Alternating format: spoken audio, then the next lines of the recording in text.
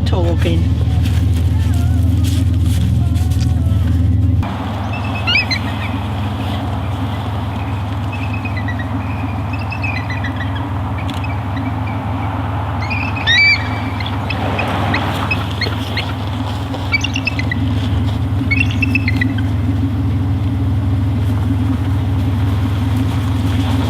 Put some old dog food out and the ravens came in by the house, and one morning down by Meadow Creek there was 2 eagles sitting in the trees, and then they started flying over and looking to see what the ravens were eating.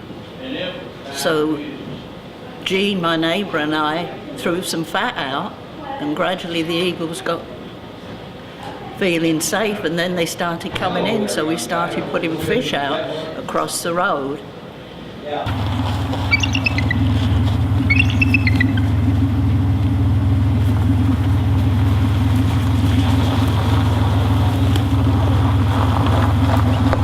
I only feed them in the winter when they can't fend for themselves. As soon as the rivers freeze up, I start feeding them, and when the rivers open up, I quit.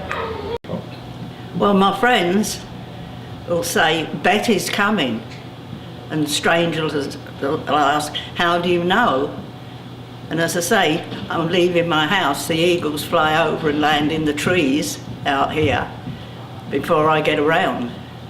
Well, I used to do it Sundays for breakfast, and it got to be people were over here long before me. And some people got very rude if you asked them to move. And as I say, they were blocking the driveways. So I do it one day when I want to, and just tell friends.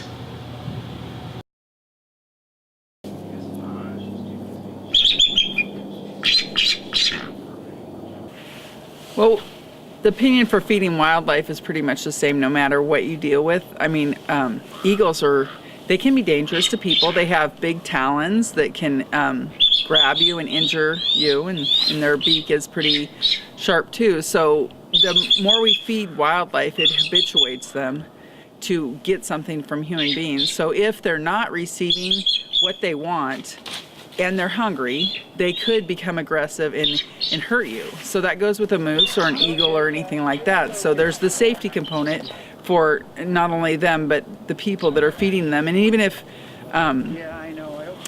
say in a situation where they're being fed, everybody likes to look, right? And photographers come because there's a congregation of animals, whatever kind of animal. We'll say they ran out of food, or there wasn't enough food for all of the eagles, and you were coming to take photographs, and an eagle would get up close to you and could potentially hurt you because they're demanding food, which you don't have. What I think happens a lot of times when people feed eagles is it creates this concentration of eagles in one spot, and eagles are already, they'll naturally do that at a food source, will concentrate, and then we see a lot of fights. We do get some bald eagles that will come into our rehabilitation clinic that are here because they've fought with another eagle.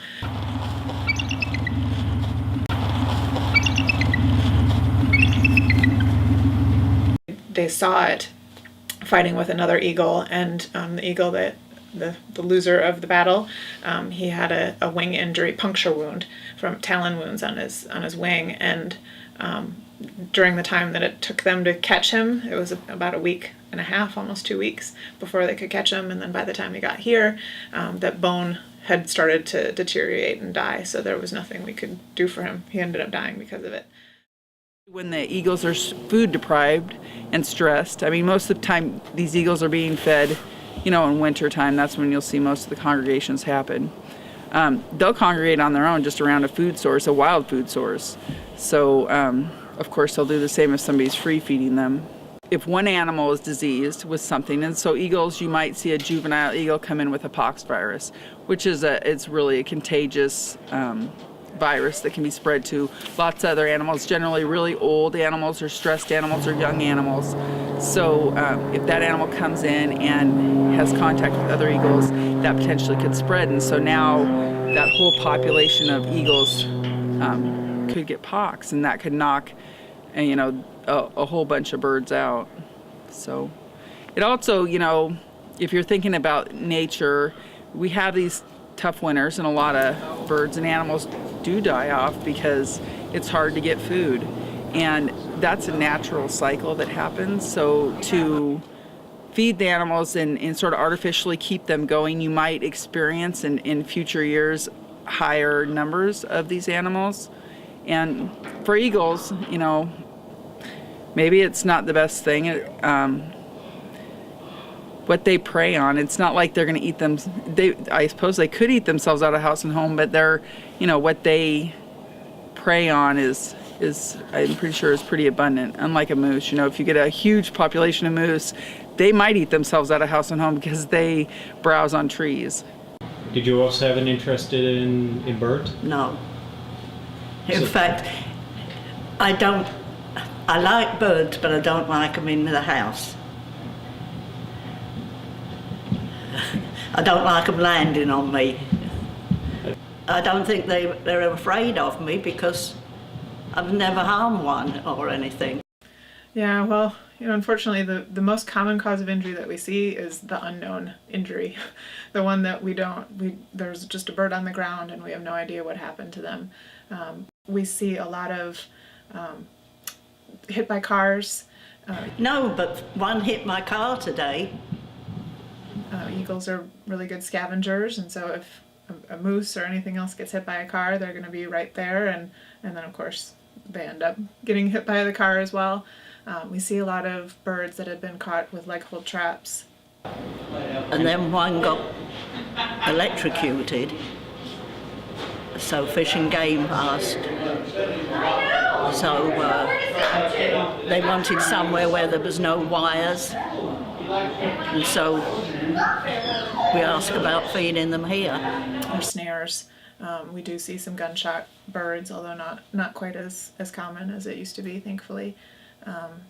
Fishing line, fishing hooks, they're fish eaters, and so they get tangled up with that a lot. And then other kind of like there's the car collisions, and then there's other kind of collisions like power lines and other things. I haven't done a lot of research on it, but you know, from what I know of bald eagles, they're really they're going to go where the food source is. So if there's no food around here in the winter, they're going to head somewhere else where there is food. Haines has a really big population of bald eagles in the winter. In fact, some bald eagles from the lower 48, from California and Washington, will come up to Haines because there's open water and there's lots of salmon around in the wintertime.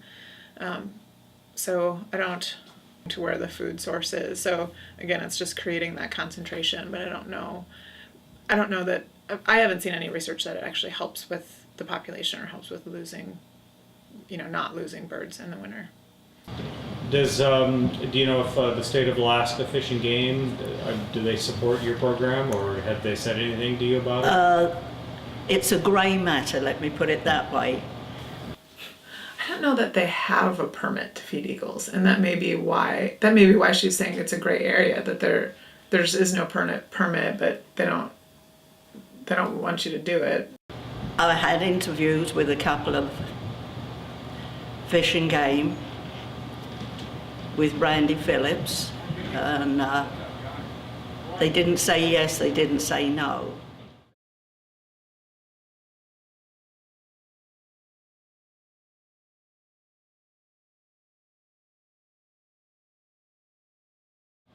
Do you have to get a permit or anything? No.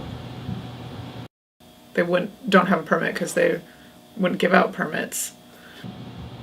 The lady at Homer didn't have one. And she's retired, right? No, she passed away. Okay. So are you the last? I think so.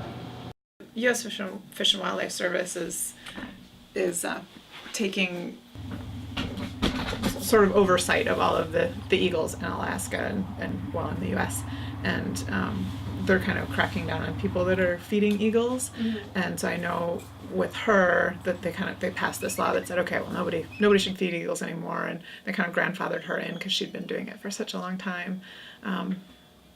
But then, yeah, there was a place in Eagle River that was doing it as well, and right by the VFW, I think, and Fish and Wildlife told them to stop as well, so they haven't been feeding them.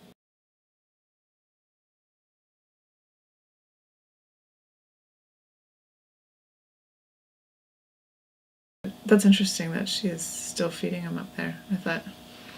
I'd heard that was first birds to be listed on the endangered species list when it was created in 1973, and they were downlisted, and then they were delisted completely, and downlisted to threatened, and then delisted completely in 2007.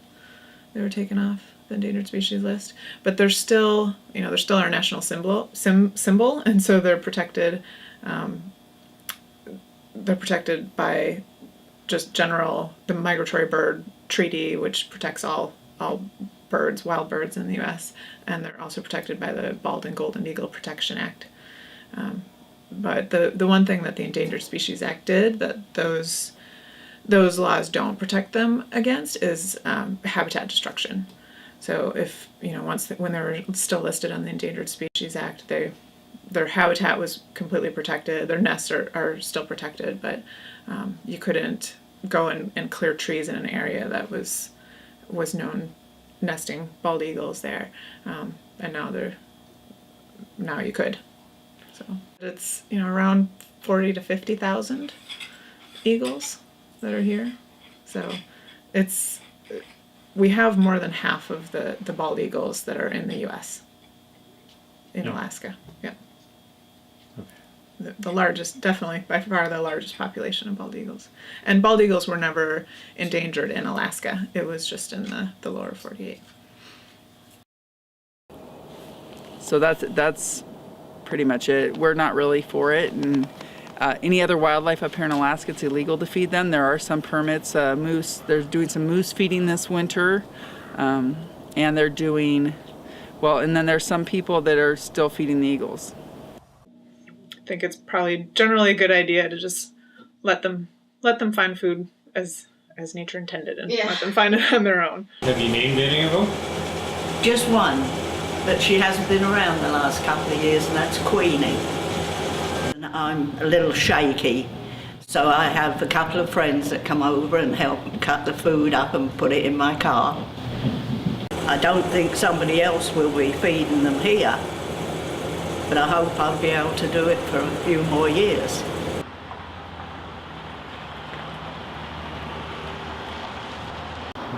There's been a practice of people feeding eagles. Some people are grandfathered in, supposedly, to go around and feed wildlife. What's your opinion about that?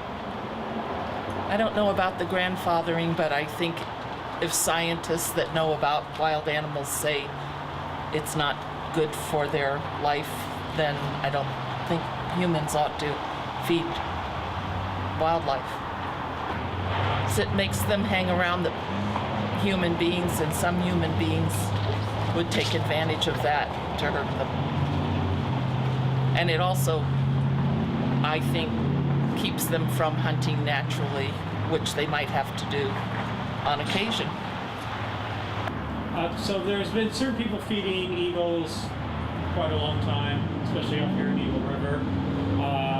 Do you have an opinion about wildlife eating eagles? Is it good? Is it bad? I think it's great. How so? They're awesome awesome birds. I love to see them. And I don't see anything wrong with them. They've been doing it for years and years, so. Have you gone and seen them being fed? Over by the Elks, no, VFW, that's where they usually come on Sundays. Yeah, they're awesome. Oh, give her a permit. Yeah, no, I think it's a great idea. They need to eat, so I think it's great.